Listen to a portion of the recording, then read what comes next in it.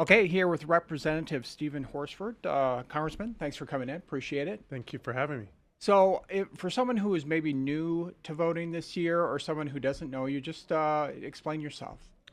Well, I'm a son of this community. I was born and raised here in Las Vegas, a product of the Clark County School District, Clark High School, go Chargers, and a product of the Nevada system of higher ed. Graduated from the University of Nevada, Reno. Before I was elected to anything, I ran the largest job training program for 10 years, the Culinary Training Academy, where we train thousands of people for good paying jobs. And it's been my life's work to try to create opportunity for other people, whether that's in the form of workforce, education, skills training, or just making sure communities don't get left behind. So I'm honored to serve the 4th Congressional District. I don't take people's support for granted, and we're working hard to make sure we earn that support. So, you've been in the spot for a while now with the 4th District. What do you think the biggest issue is right now? And what can you do about any issues or challenges with that issue? So my focus is fighting for the people who make Nevada work. That's the working people of the 4th Congressional District and all throughout Nevada, the teachers, the tip workers, the first responders, the small business owners, the people who literally create opportunity, that grow prosperity. And at a time when there is so much economic uncertainty, when people feel like they're working harder and harder and not able to get ahead, I'm working to make sure that they know they have a strong voice and advocate for them in Washington, D.C. One specific issue is housing affordability, cracking down on corporate speculators that are buying up homes, particularly in working class communities. I'm proud to have secured key provisions in the 21st Century Road to Housing bill that was passed by the House just recently, as well as legislation dealing with the Apex Industrial Park in North Las Vegas to bring more good paying jobs to our communities. And I'm fighting to make health care, child care, and elder care more affordable. Those are the fights that the working people tell me they want their representative focused on, and those are the issues I'm working to advance. When it comes to investors buying properties, many of them have already done that. Is there anything you can do at this point to kind of deal with that? And some might say, well, it's free enterprise. Why can't they come in and buy like anyone else? What would your response to that be? So the two largest residential property owners in Southern Nevada are hedge funds outside of Nevada. One is in Texas and one is in New York. I'm not against investment, but I'm against people not being able to pursue the American dream, which in part is home ownership. And when thousands of homes, particularly in targeted working class neighborhoods, are being bought up by hedge funds, that might be good for their portfolios, but it's not good for the people that I represent. In fact, it's driven up the cost of rent. They evict at a higher rate, and they don't even maintain the properties at the same level, which affects all of our values.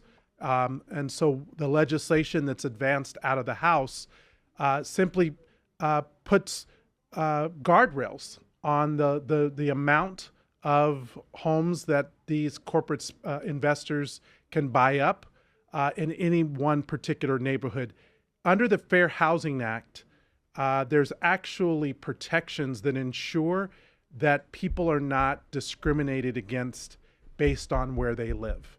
And that is a big part of what I'm seeking to make sure we protect is people's right to afford a home in the community where they live. And I've talked about this with other candidates, and I used this example. I know a friend of mine, a single mom, having a hard time getting a down payment for a home. She's trying to make ends meet, and she's pretty much getting clobbered with interest rates, and just can't put money down, and simply cannot afford a home right now. What do you think that you could do to help her or anyone in that same situation? So part of what I've advanced is a 3-part housing platform.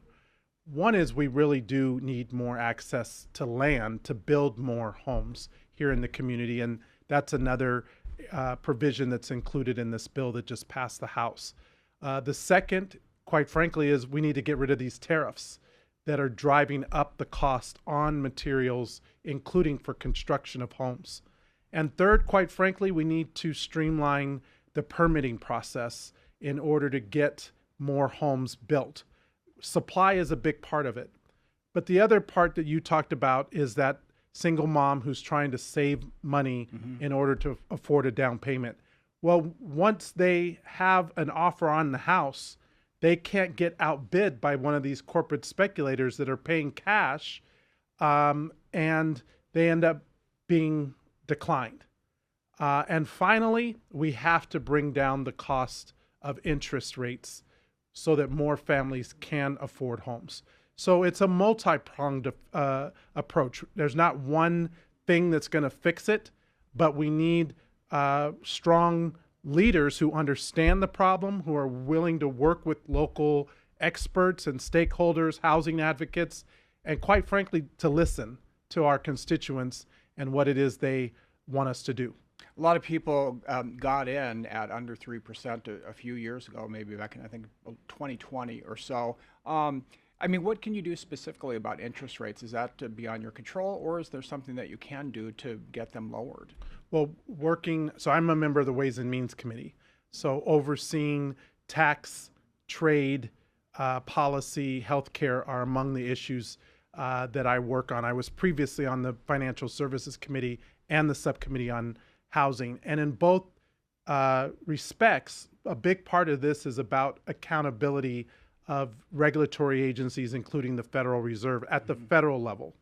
And to be clear, I don't work for the federal government. Right. I work for 750,000 people here in Nevada who elect me to do a job, which is to get their government to be responsive to their needs. So whatever it takes, accountability hearings, oversight hearings, creating transparency like my Home Act does to get at the root of the problem, because without good data, you actually can't drive good policy making. And that's something that I've learned during my tenure in office. Can you make any prediction about where you think interest rates might go in 6 months?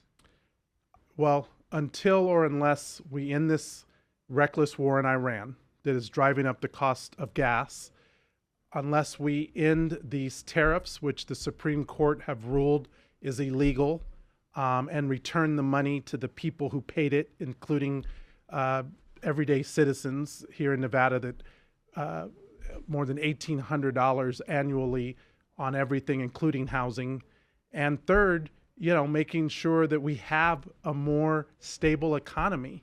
That is a big part about why interest rates are so high, is because there's so much uncertainty in the economy. I hear it every day from small business owners who are struggling to keep their doors open, to people who are like, why am I paying more for everything, from groceries to healthcare to the cost of living? And you kind of mentioned this, but in your literature, campaign literature, you talk about the economy and how it was devastated during the recession, and that you worked across party lines to try to work on some solutions. So what could you do right now or soon, to help people get out of all these, inflated prices at the grocery store, car parts? I mean, so many goods and services are up. What can you do to help right now? So I've introduced a bill called the Relief Act. Once the Supreme Court ruled that these tariffs that the administration imposed were illegal, more than $170 billion has to be returned to the people who paid those tariffs.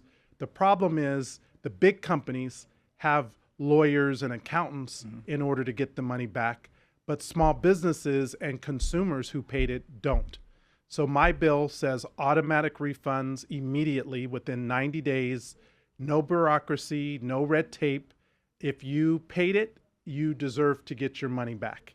That is something that we can do right now, immediately. And now that the courts have deemed these tariffs illegal, the money has to be returned.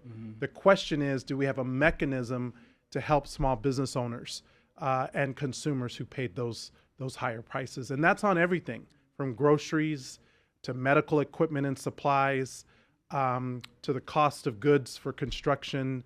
I was at a local grocery store recently, and a local restaurant, and they were both telling me that the cartons of everything from tomatoes to avocados, everything has gone up 3, 4, 5-fold, and that is hitting people in their pocketbooks, and that's why we've got to get that money returned to the people who paid it.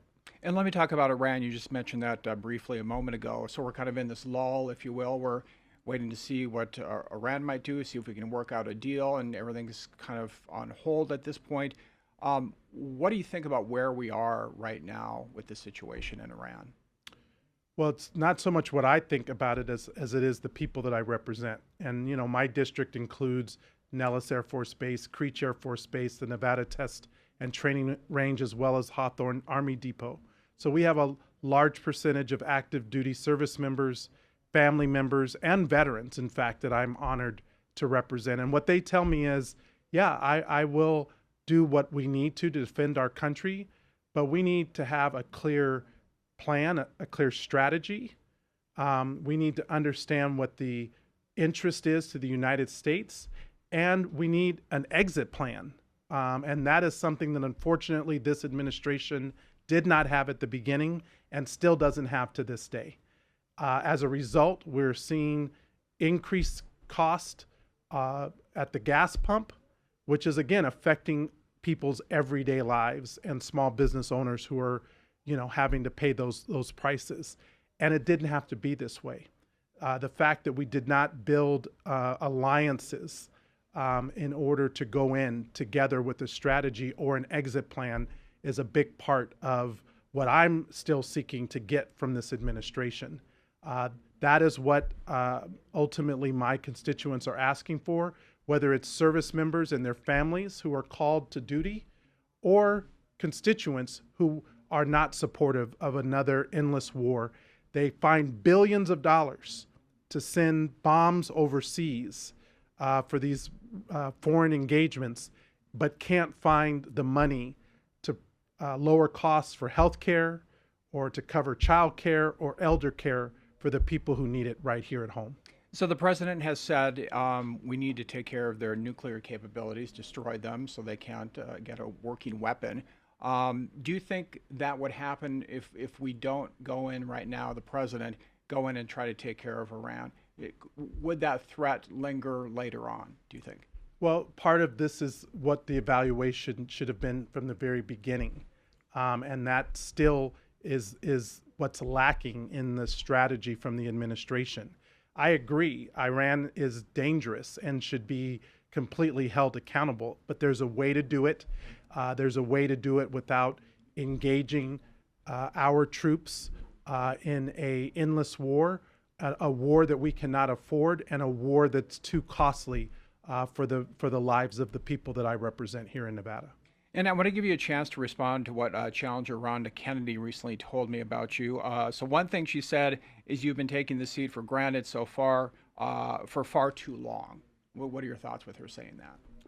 Well, I'm the most present, hardworking, committed representative of Nevada's 4th District.